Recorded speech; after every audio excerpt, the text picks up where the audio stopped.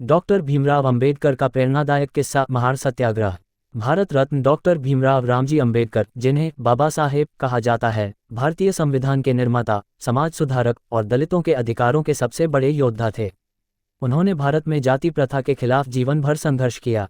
ऐसा ही एक ऐतिहासिक क्षण था महार सत्याग्रह, जिसने पूरे भारत में सामाजिक समता की अलग जगह दी। ये किस्सा है 1927 का। उस समय भारत में अस्पृश्यता अपने चरम पर थी। दलितों को मंदिरों में प्रवेश, सार्वजनिक कुओं और तालाबों से पानी पीने तक की अनुमति नहीं थी। महाराष्ट्र के रायगढ़ जिले का एक कस्बा महार था, जहां एक सार्वजनिक तालाब था, चवदार तालाब।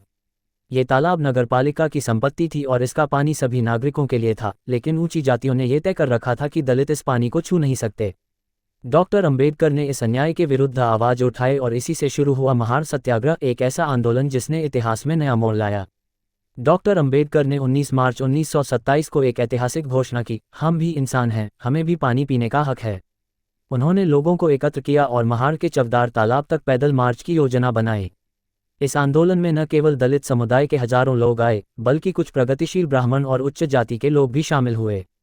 20 मार्च 1927 को हजारों अनुयायियों के साथ डॉक्टर अंबेडकर ने चवदार तालाब की ओर मार्च किया। वह खुद सबसे आगे थे। जैसे ही वे तालाब के किनारे पहुंचे, उन्होंने हाथ में एक तांबे का लोटा उठाया और सार्वजनिक रूप से तालाब से पानी पिया। तालाब का पानी पीना केवल प्यास बुझाना नहीं था, ये गुलामी की बेड़ियों को तोड़ने का प्रतीक बन गया। अंबेडकर का ये साहसिक कदम जातिवाद के उस मजबूत किले पर सीधा प्रहार था, जो सदियों से भारत में बना हुआ था। इस क्षण ने समाज के दलित वर्ग को आत्मसम्मान, आत्मबल और अधिकारों के लिए जागरूक किया। यह एक शांतिपूर्ण आंदोलन था, लेकिन ऊंची जातियों में हड़कंप मच गया। वे इतने क्रोधित हुए कि उन्होंने तालाब को शुद्ध करने के लिए उसमें गंगाजल, गोमूत्र और पंचगव्य डलवाया। अंबेडकर ने इस पर तीखा व्यंग्य करते हुए कहा, अगर इंसान का छूना पानी को अपवित्र करता है, तो सोचिए इंसान को आप किस नज़र से देखते हैं। महार सत्याग्रह ने देश भर के दलितों को हिम्मत दी।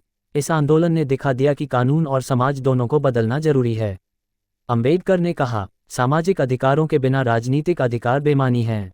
यह आंदोलन केवल पानी तक सीमित नहीं था, यह आत्मसम्मान, समानता और गरिमा की लड़ाई थी। महार सत्याग्रह के कुछ महीनों बाद 25 दिसंबर 1927 को डॉक्टर अंबेडकर ने एक और क्रांतिकारी कदम उठाया। उन्होंने महार में ही मनुस्मृति की सार्वजनिक रूप से होली जलाई। मनुस्मृति वह ग्रंथ था जिसमें दलितों को नीच और शूद्र बताकर उनके शोषण को धार्मिक आधार दिया गया था। डॉक्टर अंबेडकर ने कहा, जब तक समाज इन ग्रंथों को पूजता रहेगा, तब तक समानता असंभव है।